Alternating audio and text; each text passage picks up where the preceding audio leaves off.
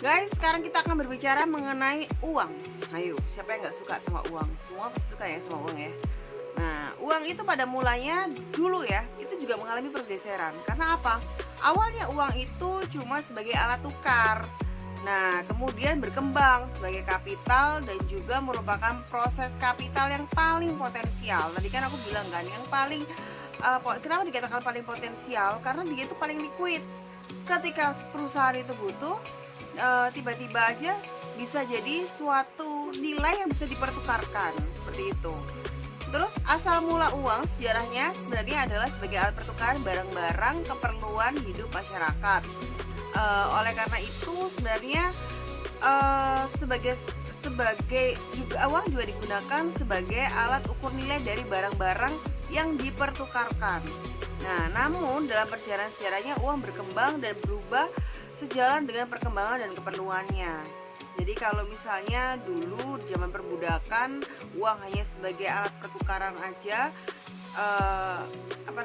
alat pertukaran satuan nilai dan juga alat sirkulasi. Terus zaman feodal uang itu sebagai alat pertukaran satuan nilai dan juga alat sirkulasi, berkembang lagi sebagai alat penimbun kekayaan.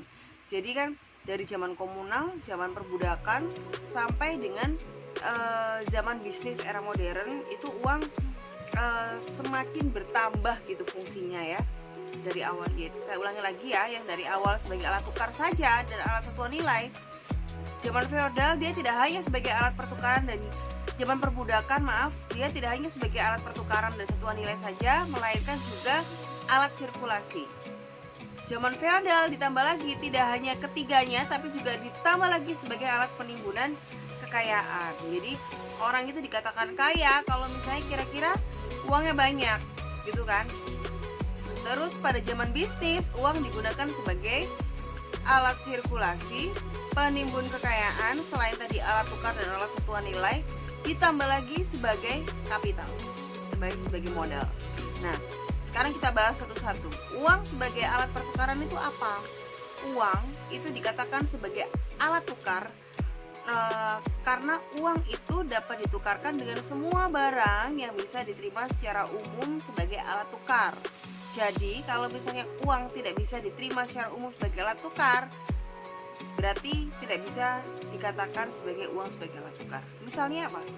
Misalnya kalian di Indonesia, nggak mungkin kan kalian menggunakan dolar, soalnya mata uang kita yang berlaku umum sebagai alat tukar adalah rupiah gitu ya. Terus uang digunakan sebagai alat ukuran nilai.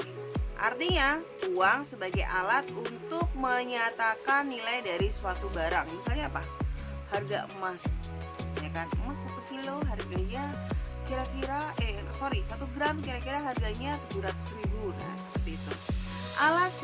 Uang sebagai alat sirkulasi. Artinya apa?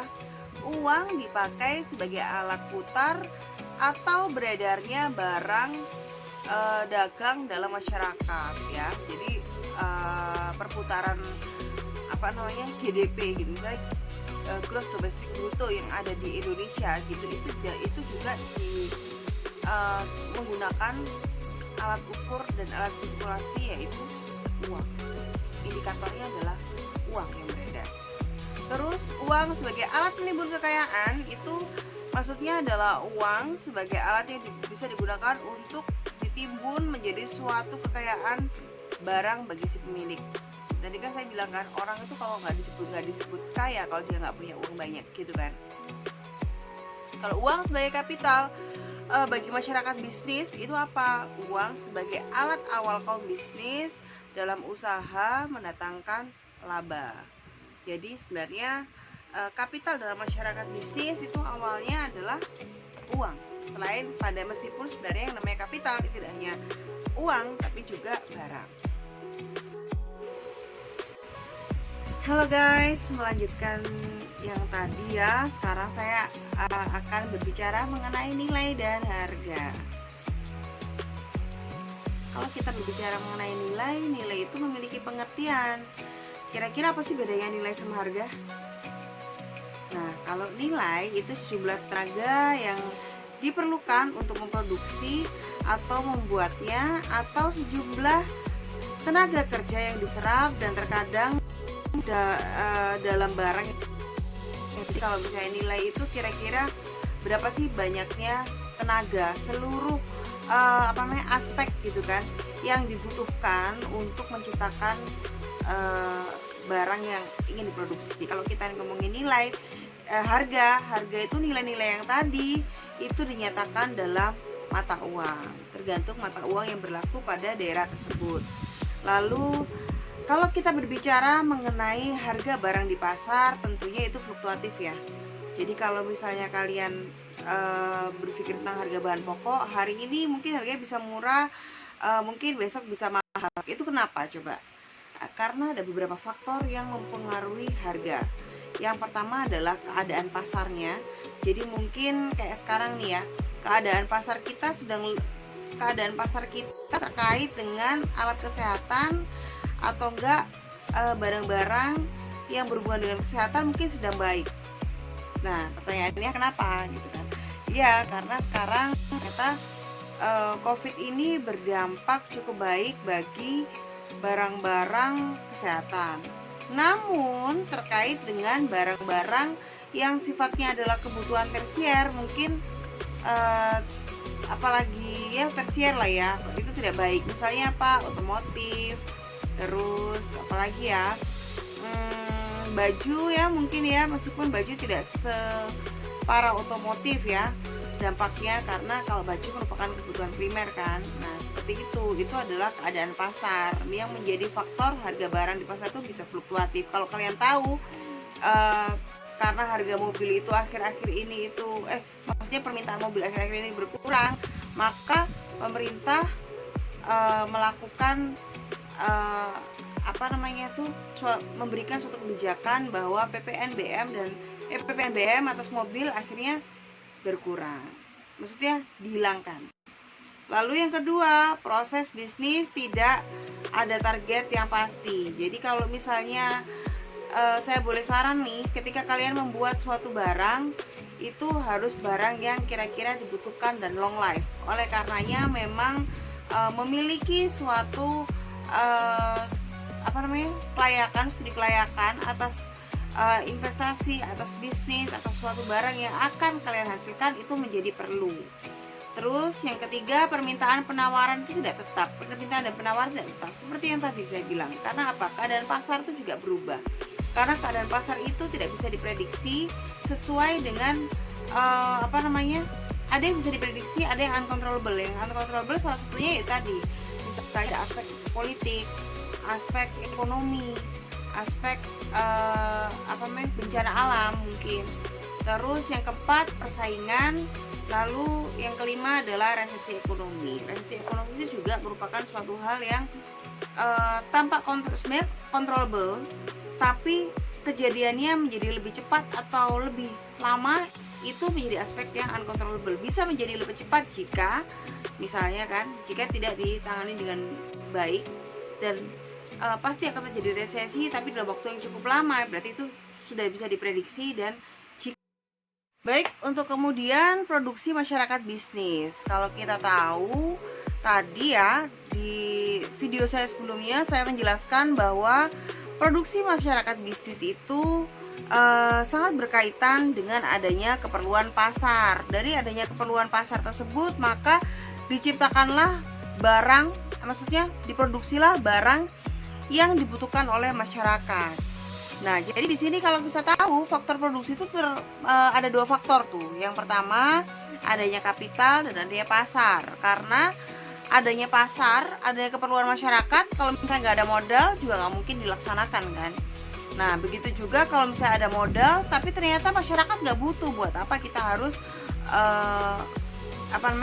membuat barang itu. Terus terkait dengan produksi masyarakat bisnis, tentunya ada persaingan. Oleh karena itu, seorang yang wirausaha itu harus berpikir bagaimana agar mereka itu bisa bersaing dengan sehat dan tetap produk mereka bisa tetap diterima di masyarakat. Dan juga oleh karenanya perlu beberapa riset gitu loh. Jadi riset itu untuk perusahaan menjadi suatu hal yang sangat penting. Karena apa? Karena itu selain untuk melihat potensi-potensi potensi kiranya barang yang kita produksi itu bisa masuk ke masyarakat dan diterima dengan baik atau tidak, itu juga untuk melihat bagaimana pesaing-pesaing kita.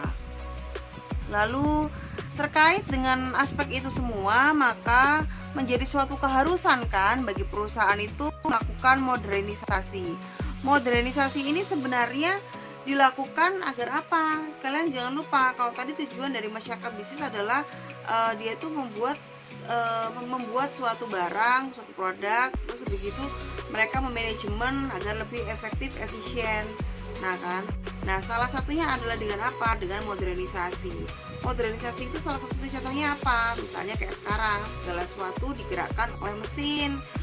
Terus habis gitu segala sesuatu juga kita sudah menggunakan komputer, jadi sudah tidak ada alat komunikasi lain. Misalnya alat komunikasi yang seperti dulu ya kita gunakan, misalnya telegram, misalnya misalnya surat gitu kan. Meskipun memang tidak menutup kemungkinan bahwa masih ada ya surat, tapi bisa juga jika itu diperlukan dalam waktu cepat bisa juga dikirimkan via email. Itu adalah salah satu contoh. Jangan lupa bahwa modernisasi ini juga akhirnya membawa dampak nih. Kenapa? Karena dengan adanya modernisasi kan teman-teman kita yang buruh itu menjadi sedikit gitu loh lapangannya. Kenapa? Karena segala sesuatunya sudah digantikan dengan mesin, dan tenaga kerja yang dibutuhkan adalah sebagai operator dari mesin-mesin yang sudah disediakan. Nah, sekarang kita masuk nih ke kaum buruh. Apa sih yang dimaksud dengan kaum buruh?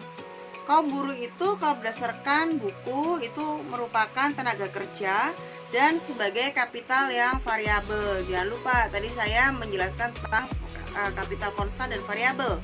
Konstan misalnya adalah pabrik, bangunan yang dimiliki oleh perusahaan peralatan gitu kan. Kalau variabel adalah tenaga kerja. Nah, pekerja harus dipekerjakan seproduktif mungkin kalau misalnya bagi masyarakat bisnis. Kenapa?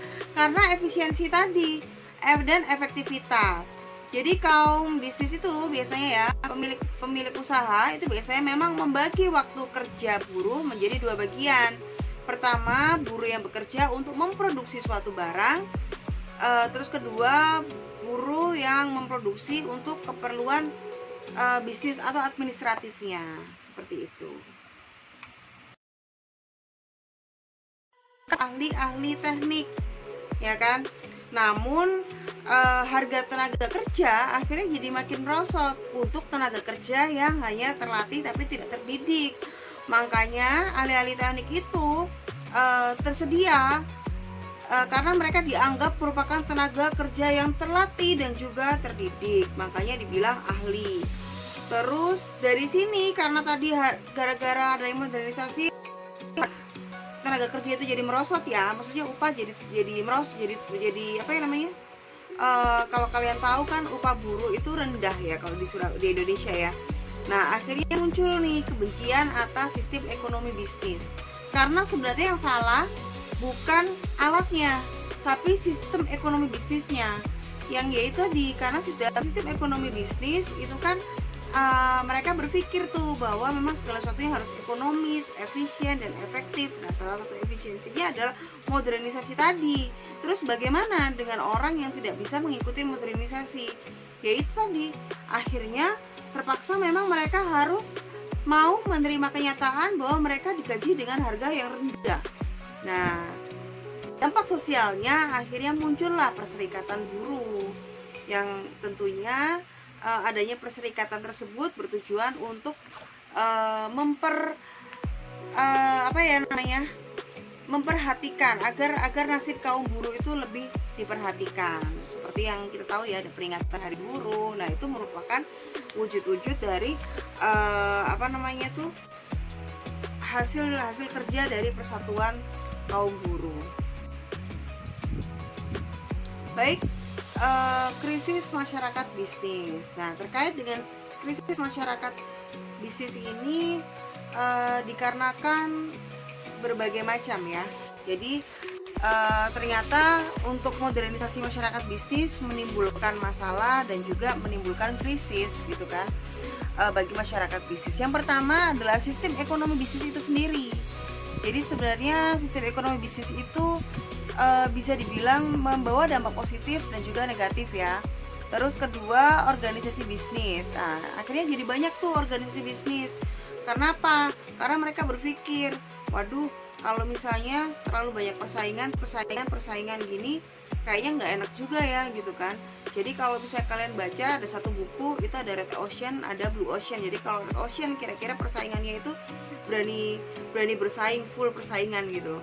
Kalau misalnya Blue Ocean itu ya udah kita lakukan bersama-sama, kita rangkul bersama-sama, kira-kira kayak gitu. Nah, caranya adalah salah satunya adalah dengan mendirikan organisasi bisnis. Organisasi bisnis itu bisa sindikat, kartel, atau trust ya. Jadi kalau misalnya kalian tahu untuk minyak ada organisasi bisnis. Terus kalau ASEAN sendiri juga merupakan asosiasi di regional untuk negara-negara sekitar ASEAN yang salah satunya juga untuk menangani ekonomi gitu kan. Terus yang ketiga, menciptakan macam-macam sistem upah. Ya, akhirnya orang itu diklaster kan, karena tadi ada yang ahli, ada yang tenaga terdidik, terlatih dan lain sebagainya. Nah, gitu kan. Diklaster sesuai dengan kemampuannya masing-masing. Kalau kira-kira pekerjaannya bisa digantikan oleh mesin, otomatis upah yang diberikan oleh pengusaha kepada orang yang dianggap tidak memiliki keterampilan khusus ya tentunya akan lebih murah, berbeda dengan tenaga kerja yang terdidik dan terlatih yang tadi dibilang ahli gitu kan. Terus yang keempat, penimbunan kapital, dan yang kelima, modernisasi alat-alat. Modernisasi alat-alat yaitu tadi seperti yang saya bilang bahwa segala sesuatunya diganti dengan mesin, mungkin ada robot yang kira-kira itu semua bisa di remote gitu loh, tidak membutuhkan tenaga kerja yang banyak. Oke, sekian dulu ya bab 1 tentang masyarakat bisnis dari saya. Selebihnya kalian bisa membaca di buku terus, dan jangan lupa untuk mengerjakan tugas yang saya berikan di @link. Terima kasih. Wassalamualaikum warahmatullahi wabarakatuh. Oke, terima kasih ya buat kamu yang sudah nonton dari awal sampai akhir. Buat yang belum subscribe, ayo dong di subscribe. Jangan lupa di like juga.